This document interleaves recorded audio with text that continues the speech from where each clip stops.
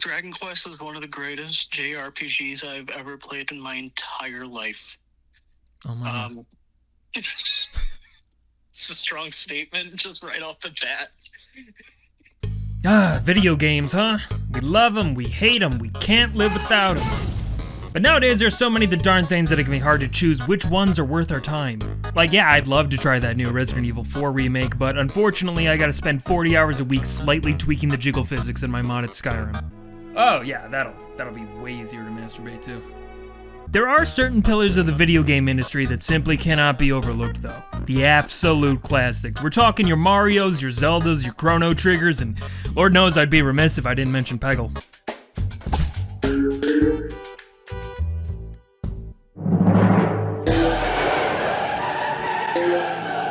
But there's another titan of the video game world that never seemed to get the proper respect here in the good old US of A. I'm of course talking about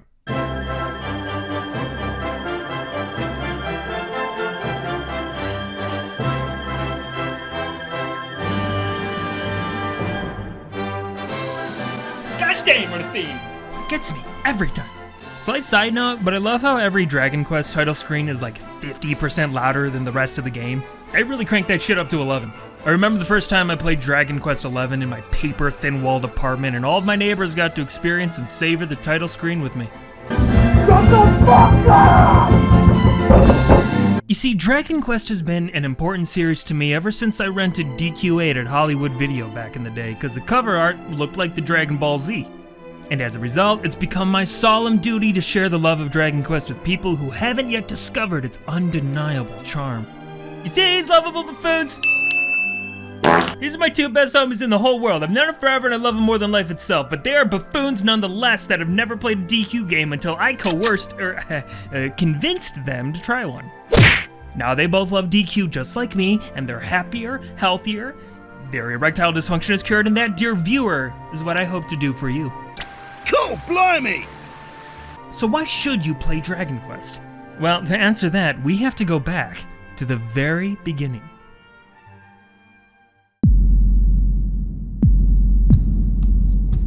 "30,000 BC, the first Homo sapiens arrived via watercraft to the archipelago known today as Japan." And then some stuff happened, and we fast forward a bit to the year 1986, when the very first Dragon Quest was released. It was a simple game with a simple premise. You're a hero dude, and there's a villain dude you gotta find and beat before he does more evil dude stuff, but in order to do that, you gotta travel the world, dude, and fight some monster dudes to get stronger, dude. It was a game that anyone could pick up and play, which was a plus back in the 80s when video games weren't quite the ubiquitous entertainment monolith they are now, but it also provided a genuine challenge so as not to alienate the more hardcore gamers. This was the whole design philosophy that Yuji Horii, the creator of Dragon Quest, approached the series with. Yuji Horii is a god amongst men, by the way. If I saw him on the street, I would kiss him straight on the mouth. Respectfully, and with his permission, of course. Consent is important. I honestly don't think Yuji Horii gets enough credit in the video game world. So many iconic titles owe a lot to Dragon Quest. Titles like Pokemon, Final Fantasy, Person A, Elder Scrolls, Dark Souls, and more.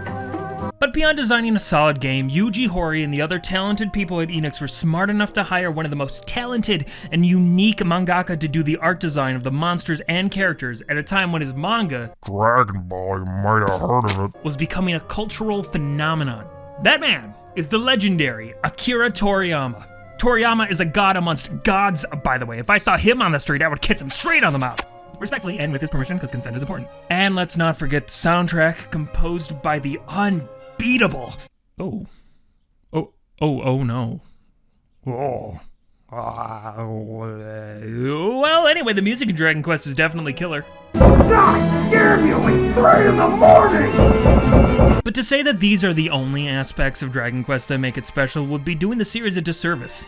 It's truly greater than the sum of its parts. With each entry, more and more is built upon the solid foundation that the first game set, while also being careful to not stray too far from what makes Dragon Quest, Dragon Quest. The turn-based combat, the fairy tale-esque stories, the cast of colorful and fun characters, and the thrilling sense of adventure. That is what Dragon Quest is all about. I remember talking on the phone with fellow bot boy Akhtar about the special feeling that only a Dragon Quest game can give you. What I like about it is, honestly, it's made to be a very chilled experience with a much more deeper story that unfolds naturally as you progress through the game. I think that's one of the main things I actually like about Dragon Quest is that the ascension of events is very, very natural. I don't want to make direct comparisons, but like to its edgy cousin, Final Fantasy, like stuff just starts a lot of times at a 10, and then they try to go over a 10, and if everything is a 10, well, then nothing really feels like a 10. Sure. You know what I mean?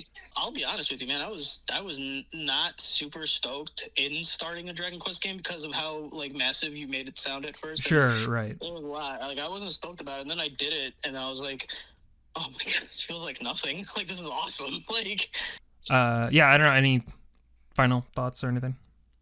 Yeah, Dragon Quest is the greatest JRPG I've ever played in my entire life. Well, you've heard it here, folks. I mean, the games are timeless, and yet they all evoke memories of a time long past. I feel like a Dragon Quest game is one of the few games out there that can make you feel nostalgic as you're playing it, even if you've never played it before. Each game truly is a journey, and one that will take quite a long time. But there's never any rush. It's a bedtime story that you read a chapter of each night before drifting off into a sound slumber. It's an old friend that you meet up with once a month to catch up, as well as reminisce. It's a holiday that you look forward to each and every year and have ever since you were a small child. And when you do finish a Dragon Quest game, be it after a week or after several years, look at you, Dragon Quest VII!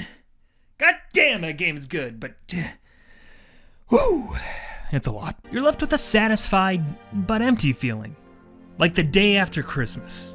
You don't really know what to do with yourself, but you know that when the next one comes out, it'll evoke all those same feelings again. Because Dragon Quest's consistency in its design isn't a flaw, no, it's what makes the series so beautiful. It's what keeps us, the players, coming back. Tim Rogers, formerly of Kotaku, now of Action Button, said it best in his review of Dragon Quest XI.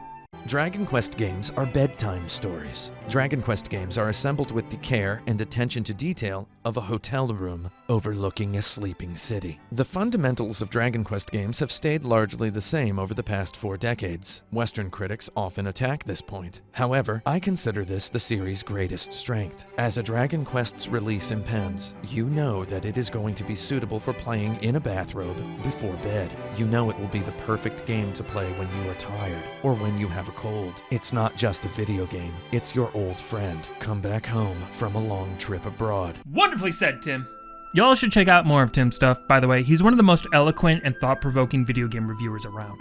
His videos, much like a Dragon Quest game, are long, but full of charm and wonder. Like, I'd never tell anyone that they need to watch a 6-hour review of a game they've never played and likely never even heard of before, but like, You all kind of need to watch a 6-hour review of a game you've never played and likely never heard of before. So now, dear viewer, you're probably thinking, okay, yeah, I see the appeal of this series, but gosh, there are so many of them, where do I start? Well, the good news is, there's really no wrong place to start. While there are definitely thematic connections between Dragon Quest games, each one is self-contained, and you can honestly pick up any of them. I'd maybe recommend not starting with 1 or 2 though. I mean, not that they're bad, but 1 is pretty basic and not super representative of what the series as a whole is capable of, and 2, from my understanding, can be quite difficult and a little obtuse if you're not used to JRPGs of that style. At least that's what I heard. I have yet to play that one myself. Big fan. Honestly, I'd recommend starting with 8 or 11, personally. Those games are actually pretty similar to one another, with gorgeous full 3D graphics, wonderful voice acting, and some quality of life improvements that help streamline the experience a bit. And I'm pretty sure at this point the definitive version of 11 is available on like any modern platform, so it's super easy to get your hands on.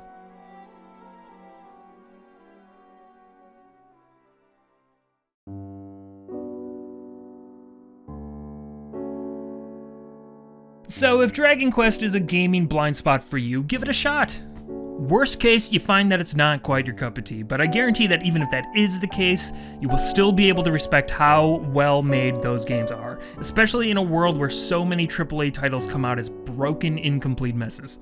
Best case, you experience what I and millions around the world experience whenever we play Dragon Quest.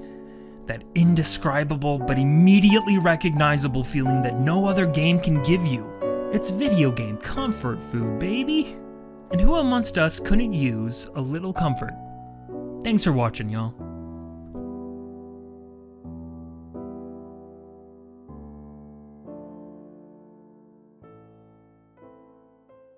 Also, if you like this video and you want to see more, subscribe maybe try subscribing. You never know. Doesn't cost you a dang thing, dude. Okay, bye.